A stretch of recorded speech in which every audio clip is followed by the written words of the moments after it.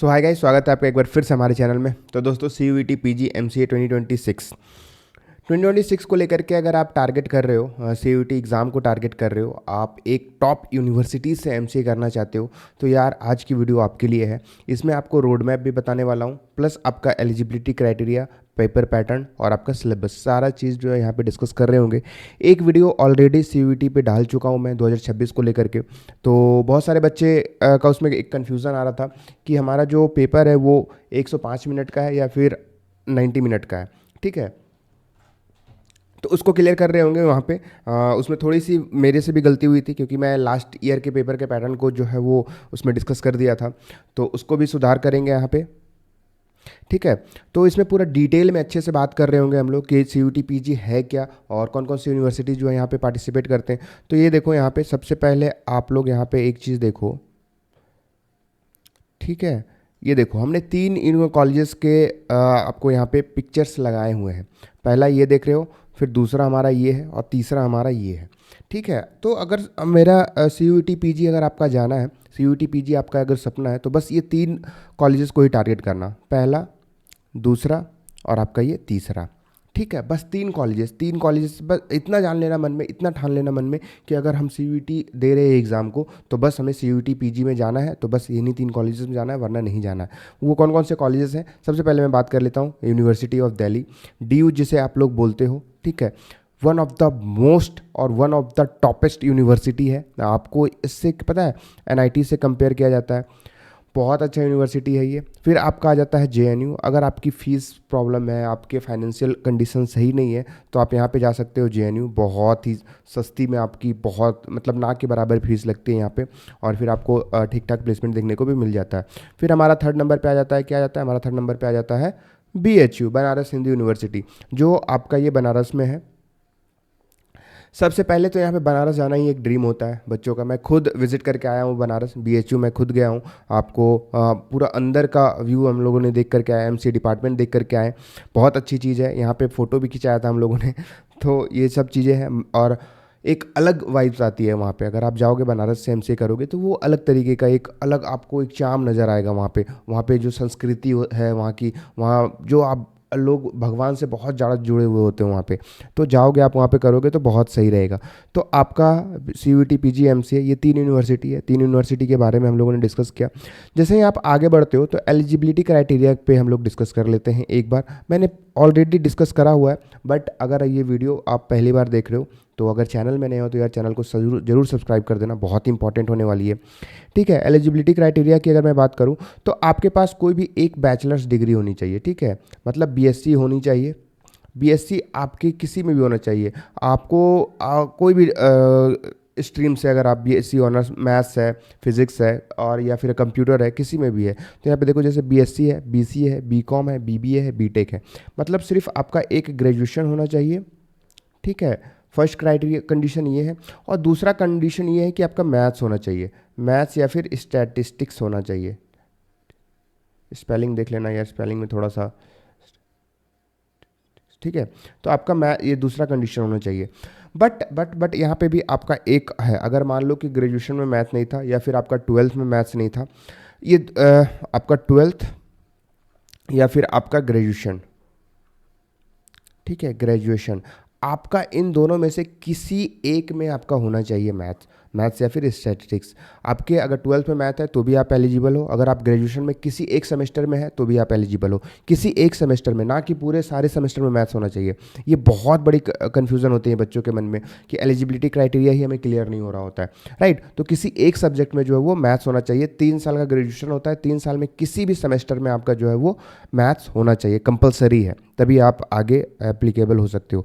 अगर आपने ग्रेजुएशन में मैथमेटिक्स या स्टैटिस्टिक्स पढ़ा है, या 12th स्टैंडर्ड में या ग्रेजुएशन में, तो आप एलिजिबल हो। यही पॉइंट लिखा हुआ है जो मैंने आपको ऊपर समझाया था। मिनिमम मार्क्स रिक्वायर्ड, जनरल और OBC के लिए आपको 50% मार्क्स चाहिए होता है। बट एक चीज़ यहाँ पे ध्यान रखना कि ये CUET एग्ज़ाम देने की एलिजिबिलिटी क्राइटेरिया है। मान लो कि 50% मार्क्स आपका है, बट आपका मार्क्स जो है DU का कट ऑफ से मैच कर गया। इट मीन्स कि 300 मार्क्स का पेपर होता है, उसमें मान लो कि आपने 250 लिया है, तो आपको DU मिल जाएगा। बट DU का अलग क्राइटेरिया होता है, वहाँ पे 60% मार्क्स मांगे जाते हैं।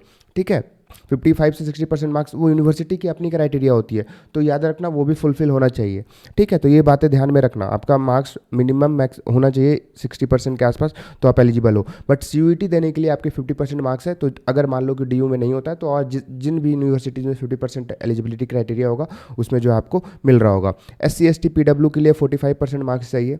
ठीक है, और फाइनल ईयर स्टूडेंट भी अप्लाई कर सकते हो, जैसे अभी आप लोग सेकंड ईयर में होगे। ठीक है, थर्ड ईयर में जैसे ही आप लोग गए होगे, अभी जस्ट गए होगे थर्ड ईयर में, नेक्स्ट ईयर जो है आपका फाइनल पेपर हो रहा होगा, तो आप लोग फॉर्म फिल कर सकते हो। ठीक है, तो कोई भी दिक्कत नहीं है। आई थिंक एलिजिबिलिटी को लेकर के कोई भी प्रॉब्लम नहीं हुआ होगा। नीचे डिस्क्रिप्शन में आपको एक व्हाट्सअप ग्रुप का लिंक मिल रहा होगा और टेलीग्राम ग्रुप का मिल रहा होगा, डायरेक्टली जा करके उसे ज्वाइन करना। उसे ज्वाइन करने के बाद जो है आप लोग हमसे कॉन्टैक्ट करना। ठीक है, तो आगे बढ़ते हैं। ये देखो पेपर का पैटर्न है, ये आपका पेपर का पैटर्न है ये। ठीक है, पेपर पैटर्न, एक सेकंड, पेपर पैटर्न है ये, पेपर पैटर्न। ठीक है, देखो 90 मिनट का पेपर होता है ये। हम लोगों ने लास्ट वीडियो में क्या किया था, 105 मिनट का, वो पहले होता था। ठीक है, 105 मिनट का जो पेपर होता था वो पहले होता था, बट अब इस साल से 90 मिनट का पेपर हुआ। और मैं अभी बता दे रहा हूँ कि इस साल जो है सिलेबस कुछ चेंजेस देखने को मिलेगा, मतलब कुछ टॉपिक्स जो है वो ऐड होते हुए देखने को मिलेगा आपको CUET में। लास्ट ईयर भी हुआ था, कुछ टॉपिक्स जो है ऐड हुए थे, बट एंड मोमेंट पे ऐड हुए थे तो फिर उसे रिमूव कर दिया गया। बट इस साल जो है आपको पहले से प्रिपेयर रहना भाई। कंप्यूटर नेटवर्क ऐड होने वाले हैं, होंगे, DBMS ऐड होगा ही होगा, अभी मैं बताऊंगा आगे चल करके। तो ये दोनों टॉपिक हमें बहुत हाई चांसेस है कि ये दोनों ऐड हो रहे होंगे वहाँ पे। मल्टीपल चॉइस क्वेश्चंस होते हैं, टोटल 75 क्वेश्चंस आते हैं आपके। ठीक है, 4 क्वेश्चंस जो है एक मिलता है, अगर एक राइट करते हो तो आपको 4 मार्क्स मिलेंगे, और एक अगर गलत करते हो तो नेगेटिव मार्किंग, मतलब कि नेगेटिव मार्किंग भी है ये पेपर। तो आपको बहुत ध्यान से देखना पड़ेगा, बहुत ध्यान से जो है आपको ये पेपर देना पड़ेगा। ठीक है, आपको अगर कोई क्वेश्चन अटैम्प्ट नहीं करते हो तो 0 मार्क्स मिलेगा। सब्जेक्ट्स की अगर एनालिसिस करें तो मैथ्स आता है, रीजनिंग आता है, कंप्यूटर आता है, और आपका जनरल अवेयरनेस आ रहा होता है। राइट, लेकिन सबसे ज़्यादा वेटेज कौन सा कैरी करता है, मैथ्स और आपका कंप्यूटर। कंप्यूटर और मैथ्स आपको बहुत ज़्यादा वेटेज कैरी करेगा। अगर ये दोनों ही करते हो तो आपका काम बन जाता है, आप जो है एलिजिबल हो, मतलब आपका जो है एग्ज़ाम निकल रहा होगा ईजिली। अगर मैं सिलेबस की बात करूं तो सिलेबस में आपका आ जाता है, सबसे पहले मैथ्स का देखूं तो सेट थ्योरी है जो बहुत इंपॉर्टेंट है, एक बेसिक है, ये बेसिक सा चैप्टर है। इससे आपको क्वेश्चन देखने को मिल जाते हैं, 2 से 3 क्वेश्चन आपको सेट थ्योरी और फंक्शन से मिल ही जाते हैं। चाहे कोई सा भी एग्ज़ाम हो, ऐसा हो ही नहीं सकता कि सेट थ्योरी का क्वेश्चन एग्जाम में ना आए, सेट थ्योरी और आपका फंक्शन का। परम्यूटेशन एंड कॉम्बिनेशन की बात करूं तो ये भी one of the most important topic है अलजेब्रा का। ठीक है, बहुत इंपॉर्टेंट है पर PNC। फिर अगर मैं आगे बात करूं तो प्रोबेबिलिटी एंड स्टैटिस्टिक्स है, जो आपको बहुत ज़्यादा ही इससे क्वेश्चंस पूछे जाते हैं। रैंडम वेरिएबल से हो गया, फिर ठीक है बायस थ्योरम से हो गया, बहुत सारे क्वेश्चंस पूछे जाते हैं। जैसे देखो basic probability and theory, averages, dependent and independent variable से पूछा जाता है, फ्रीक्वेंसी डिस्ट्रीब्यूशन से पूछा जाता है, measurements of central tendency and dispersions, इससे भी क्वेश्चंस आपको देखने को मिल रहे होते हैं पेपर में। आगे बढ़ूँ तो अलजेब्रा की अगर मैं बात करूँ तो अलजेब्रा में देखो फंडामेंटल ऑपरेशंस इन अलजेब्रा है, फिर एक्सपेंशंस है, फैक्टराइजेशन है, ये सब अलजेब्रा से भी क्वेश्चन ज़्यादातर पूछा जाता है। क्यों? क्योंकि एक बेसिक होता है, आपके माइंड ये चेक कर रहा होता है कि आपको सॉल्व कितना जल्दी आप कर सकते हो। ठीक है, तो ये सब चीज़ें आपको चेक कर रहे होते हैं। इंडाइसिस हो गया, लॉगरिथम्स हो गया, अर्थम APGP एंड हार्मोनिक प्रोग्रेशन हो गया, डिटर्मिनेंट्स एंड मैट्रिक्स हो गया। तो ये सब अलजेब्रा के टॉपिक है जो आपको मिल रहे होंगे। फिर आगे बढ़ते हैं तो देखो यहाँ पे कोऑर्डिनेट ज्योमेट्री है, रेक्टेंगुलर कार्टिजन कोऑर्डिनेट्स है, डिस्टेंस फार्मूला है, इक्वेशन ऑफ अ लाइन है, ठीक है, पेयर्स ऑफ अ लाइन है। फिर आपका आ गया इक्वेशन ऑफ अ सर्कल और पैराबोला, इलिप्स एंड हाइपरबोला। ये भी one of the most important topic है, one of the most important topic है, बहुत इंपॉर्टेंट है ये। ठीक है, तो कोऑर्डिनेट ज्योमेट्री का ये हो गया। आगे जैसे ही बढ़ते हैं आप तो कैलकुलस की अगर मैं बात करूं तो कैलकुलस में देखो आपका लिमिट्स ऑफ फंक्शंस आ गया, कंटिन्यूअस फंक्शंस आ गया, differential functions, tangent and normal, maxima minima, integration और आपका substitution and by partial fraction, applications of definite integrals और 2 एरियाज़ आ रहा होगा कैलकुलस में। बहुत इंपॉर्टेंट है ये। मैथ्स का इतना सिलेबस है, ज़्यादा टॉपिक है नहीं, तो अभी रोड मैप भी बता रहे होंगे कि कैसे आपको करना है, कितना करना है, ठीक है। सबसे पहले बात कर लेते हैं फिर कंप्यूटर का ऑपरेटिंग सिस्टम है। ऑपरेटिंग सिस्टम में main functions operating system, process, threads वगैरह से क्वेश्चन सारे होते हैं। कंकरेंसी, डेडलॉक और सीपीयू शेड्यूलिंग से क्वेश्चन देखने को मिलता है। फिर आपका बैंकर्स एल्गोरिदम हो गया, मेमोरी मैनेजमेंट हो गया, फिर आपका file system and input output system, DOS, Unix and Windows वगैरह के क्वेश्चन देखने को वहाँ पे मिल रहे होते हैं। फिर अगर मैं बात करूँ डेटा स्ट्रक्चर का, तो data structure one of the important topic है और ये एक थ्योरी पार्ट आता है इसका, ठीक है। अगर मैं डेटा स्ट्रक्चर की बात करूँ तो डेटा स्ट्रक्चर क्या है, एक समंदर है डेटा स्ट्रक्चर और एल्गोरिदम। ये आप जब प्लेसमेंट में बैठ रहे होगे तब वहाँ पे पूछा जाता है, बहुत इंपॉर्टेंट है, इसके बगैर जो है प्लेसमेंट नहीं हो रहा होता है। बट एक चीज़ अच्छी चीज़ किया है यार इन CUET ने, क्या किया है कि आप जैसे कोई कोई चैप्टर्स आप पढ़ रहे हो, कोई कोई सब्जेक्ट्स आपने अभी कंप्यूटर में जैसे OS पढ़ा, DS पढ़े, डेटा स्ट्रक्चर पढ़ोगे, डिजिटल इलेक्ट्रॉनिक्स पढ़ोगे, तो ये जो डेटा स्ट्रक्चर एंड एल्गोरिदम है ना, ये इतना इंपॉर्टेंट है, इतना इंपॉर्टेंट है कि इसके बगैर प्लेसमेंट होता ही नहीं है बच्चों का। तो इन्होंने क्या किया कि आप एंट्रेंस एग्जाम से इस चैप्टर्स का ओवरव्यू ले लो, बगैर ये पढ़ोगे नहीं तो आप एंट्रेंस में पास ही नहीं हो रहे होगे, जब एंट्रेंस में पास नहीं हो रहे होगे तो आपको एडमिशन ही नहीं मिल रहा होगा।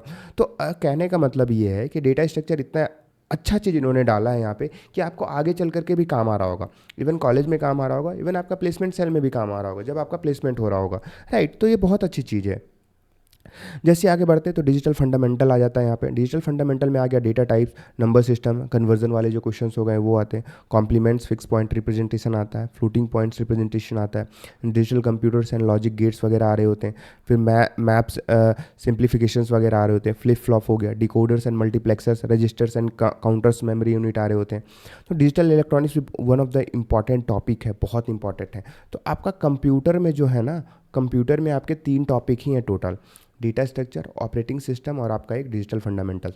इस साल में भी ऐड हो सकता है आपका DBMS, मैं पहले ही अभी ये वीडियो बना रहा हूँ, इस साल ऐड हो सकता है DBMS, फिर आपका ऐड हो सकता है कंप्यूटर नेटवर्क। ये 2 टॉपिक ऐड होने के बहुत हाई चांसेस हैं, ठीक है, इस साल। तो आप लोग भी प्रिपेयर रहना पहले से, फिर अब पैनिक मत करना जैसे ही अगर ऐड हुआ तो पहले से प्रिपेयर करके रखना, थोड़ा बहुत माइंड में मतलब यहाँ पे बैठा के रखना कि ये दोनों टॉपिक जो है वो ऐड होते हुए देखने को मिल रहा होगा।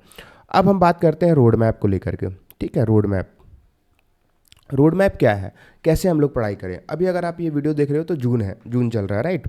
अभी जून चल रहा है ये, तो जून है आपका, एग्ज़ाम कब हो रहा होगा, आपका एग्ज़ाम जो हो रहा होगा मार्च में हो रहा होगा, ठीक है। एग्ज़ाम जो है नेक्स्ट मार्च में हो रहा होगा, तो आपके पास बहुत टाइम है। और टॉपिक जो है अगर मोटा मोटी मैं बात करूँ तो 3 से 4 टॉपिक आपके मैथ्स के हैं और 3 टॉपिक जो है आपका, मतलब 6 से 7 टॉपिक ही है टोटल। तो 6 से 7 टॉपिक है, बट ऐसा नहीं है कि बहुत ईजी टॉपिक है, उसके अंदर बहुत सारे टॉपिक्स है, सब टॉपिक्स है, बहुत इंपॉर्टेंट है और बहुत डीप में जाकर के आपको पढ़नी पड़ेगी अगर आपको मार्क्स लाने हैं।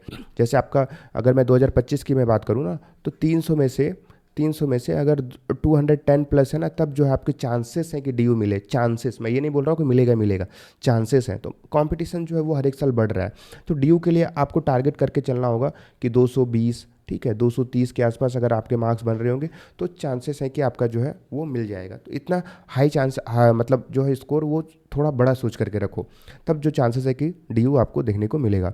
तो रोड मैप की बात करूँ तो सबसे पहले आप लोग सिलेबस उठाओ, ठीक है, सिलेबस को देखो, एनालिसिस करो और फिर उस पर लगो, धीरे धीरे लगो। कोई टॉपिक उठाओ, जैसे सेट थ्योरी उठाया। अगर आपके मन में अभी 2 कन्फ्यूज़न होगा कि भैया हम कोचिंग ज्वाइन करें या फिर आप सेल्फ स्टडी करें या बस ऐसा ही करते रहें। तो देखो, अभी मैंने ये वीडियो आपको बताया, ठीक है, ये वीडियो आप बनाया है, तो जा करके आप लोग क्या करो, एक बार खुद से पढ़ाई करने का ट्राई करो। जैसे सेट थ्योरी उठाओ और सेट थ्योरी 1 वीक ट्राई करो, एक टाइम बनाओ कि हमें CUET PG अगर टारगेट है तो इतने टाइम में हमें ये देना है, इतना पढ़ना है और ये कंप्लीट करो। और टारगेट बनाओ कि सेट थ्योरी को 1 वीक में हम कंप्लीट कर देंगे विद क्वेश्चंस एंड आंसर्स। तो क्या देखो कि वो आप कर पा रहे हो कि नहीं कर पा रहे हो, कंसिस्टेंट हो पा रहे हो कि नहीं हो पा रहे हो, डिसिप्लिन है कि नहीं है। तो ये सब चीज़ें आप एक खुद से एनालिसिस करो, उसके बाद खुद डिसाइड करना है। क्योंकि देखो यार, पैसे फिर से आ जाएंगे, पैसे बहुत बड़ी चीज़ नहीं है। अगर आप किसी से जुड़ते हो तो पैसे तो लगेंगे, बट आपका टाइम वापस नहीं आ रहा होगा। टाइम बहुत इंपॉर्टेंट है, अगर टाइम वापस नहीं आ रहा होगा तो पैसे के क्या ही करोगे। तो टाइम इसलिए इंपॉर्टेंट है, तो टाइम पे करना, कोई भी चीज़ डिसीजन लेना शुरू करो। अगर आपके मन में ये है कि सेल्फ स्टडी हम कर सकते हैं तो ट्राई करो ना यार। कौन बोल रहा है कि कोचिंग ज्वाइन करो, कोई नहीं बोल रहा है आपको। एक बार ट्राई करो, 10 दिन ट्राई करो, 15 दिन ट्राई करो, बट जो है ज़्यादा मत ट्राई कर रहा। अगर 15 दिन कंसिस्टेंट है तो सेल्फ स्टडी में लग जाओ। अगर 15 दिन नहीं हो पा रहा है कंटिन्यू डेली अगर 1 घंटा बोले हो तो 1 घंटा 15 दिन तक अगर दे रहे हो तो ठीक है, नहीं तो कोई सा भी रीज़न है उसके कारण अगर नहीं दे पा रहे हो तो यार प्लीज़ प्लीज़ प्लीज़ ज्वाइन कर लो किसी को। ठीक है, ज्वाइन करने से क्या होगा, आपको एक रोड पता चलते रहेगा कि क्या हो रहा है, कि आपको एक इतने टॉपिक्स कंप्लीट करनी है। कोचिंग वाले भी अभी भी आपको पूरा बहुत स्पीड में नहीं पढ़ा रहे होंगे, बट इतना आपको दे रहे होंगे कि वो सफिशिएंट कंटेंट होगा। अगर वीक में मिल रहा होगा, मंथ में मिल रहा होगा तो सफिशिएंट होगा। तो इसलिए लेकर के हम लोग भी जो लेकर के आए हैं ना आपका, अभी अगर मैं दिखाऊं अपना, तो जैसे ही आप इस वेबसाइट पे आकर के विजिट करते हो, यहाँ पे जैसे ही आप आते हो तो यहाँ पे देखो, आप जैसे ही इस पर क्लिक करते हो तो आपको यहाँ पे देखने को मिलेगा, ये देखो CVT PG का कोर्स। CVT PG का आपको यहाँ पे जाओ, ऑनलाइन और ऑफलाइन हमारा दोनों स्टार्ट है। ठीक है, ऑनलाइन और ऑफलाइन बैच है। आप आओ यहाँ पे, आकर के आपको सारा चीज़ यहाँ पे देखने को मिलेगा। ठीक है, तो जैसे ही आप यहाँ पे विजिट करते हो, जैसे ही आप लोग यहाँ पे आते हो तो आपको देखने को मिलेगा ये हमारा कोर्स। अब इस कोर्स के बारे में हम लोग डिस्कस करते हैं। ठीक है, इस कोर्स के बारे में डिस्कस करते हैं। ये कोर्स जो है हमारा जून में आपको देखने को मिलेगा। ठीक है, जून में आपको ये क्या मिलेगा, देखने को मिलेगा। और इसमें जो है आपको लाइव लेक्चर्स प्लस रिकॉर्डिंग्स, ठीक है, रिकॉर्डिंग्स प्लस आपके मॉक टेस्ट, फिर टॉपिक वाइज टेस्ट, बहुत सारी चीज़ें जो है आपको मिल रही होंगी। टॉपिक वाइज टेस्ट मिल रही होंगी, फिर आपको यहाँ पे वीकली टेस्ट मिल रहे होंगे, आपके डाउट्स सॉल्विंग क्लासेस हो रही होंगी, फिर आपके सीट्स मिल रहे होंगे, DPPs मिल रहे होंगे, तो बहुत सारी चीज़ें मिल रही होगी और एक अफेक्टिव प्राइस में मिल रहा होगा। तो यार जाओ, जा करके देखो, और फिर देखो नीचे डिस्क्रिप्शन में आपको सारी चीज़ों का लिंक मिल रहा होगा, और एक बार जा करके जरूर इसे विजिट करो। विजिट करने के बाद जो है जो भी डाउट होता है डायरेक्टली आप हमसे कॉन्टैक्ट करो। So thank you so much, मिलते हैं नेक्स्ट वीडियो में।